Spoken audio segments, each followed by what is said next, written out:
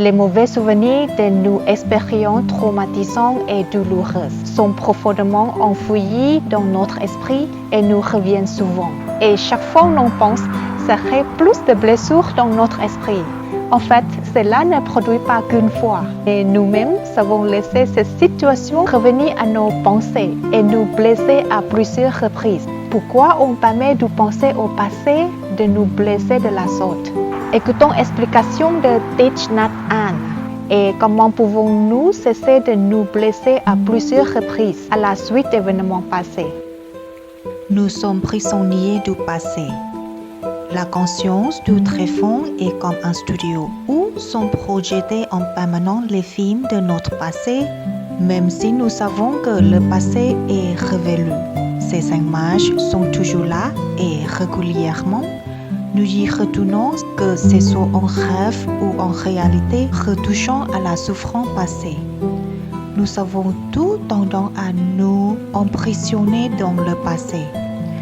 Nous savons qu'il n'est plus là, que nos souvenirs ne sont qu'un film, des images à part au passé. Et pourtant, le film est toujours projeté et à chaque séance, nous souffrons à nouveau. Supposons maintenant que nous soyons au cinéma, assistant à la projection d'un film, assis dans notre fauteuil et regardant le film. Nous pouvons croire que l'histoire qui se déroule sous nos yeux est la réalité. Nous pouvons même nous laisser toucher au point de verser de larmes. La souffrance est réelle. Les larmes sont réelles. Et pourtant, l'histoire ne se déroule pas maintenant. Ce n'est qu'un film. À présent, suivez-moi et approchons-nous de l'écran. Touchons-le. Que constatons-nous? Il n'y a personne ici. Il n'y a que de la lumière projetée sur l'écran. Nous ne pouvons pas parler aux personnes qui sont sous écran. Nous ne pouvons pas les inviter à écouter un thé avec nous. Tout cela n'est que fiction, irréelle. Et pourtant, cela mène parfois à une réelle souffrance, voire une vraie dépression. Ce contact quasi permanent avec les images du passé peut engendrer des sentiments de peur, de colère, de désespoir.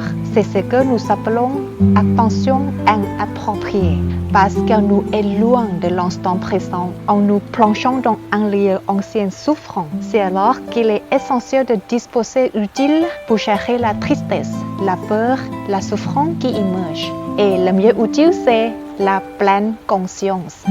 Le son de la cloche nous rappelle d'arrêter pensée et parole pour revenir à notre inspiration et à notre expiration. Il peut nous délivrer de l'image de souffrance en nous invitant à apprécier notre respiration profonde, l'apaisement de notre corps et notre esprit, notre sourire. Quand la souffrance montre, notre pratique est d'inspirer et d'expirer en récitant. J'inspire et je sais que la souffrance est en moi. Par la pratique, nous reconnaissons, accueillons et enveloppons cette formation mentale avec une grande tendresse. Et si nous nous appliquons, nous pourrons aller plus loin par la pleine conscience et la concentration. Nous pourrons alors retourner à l'image et comprendre ce qui l'a fait surgir. J'éprouve ceci parce que j'ai été en contact avec cela. Quand j'étais adolescent, j'étais très mal quand mon copain s'en va. Ce cauchemar m'a mis en colère près de 2 ans, jusqu'à maman me montre la photo de ma naissance. Elle m'a dit pourquoi la vie de cette mignon petit film est-elle brisée à cause juste un homme. J'ai tout de suite compris que c'est bizarre, ça t'a mis longtemps, mais je laisse encore ça me fait mal. Cet homme n'était même pas mon père. Pour nous sortir cauchemar, il faut nous réveiller. Chaque fois qu'il revient dans notre tête, il faut rappeler que c'est terminé, c'est fini. On se pardonne nous-mêmes et tout le monde.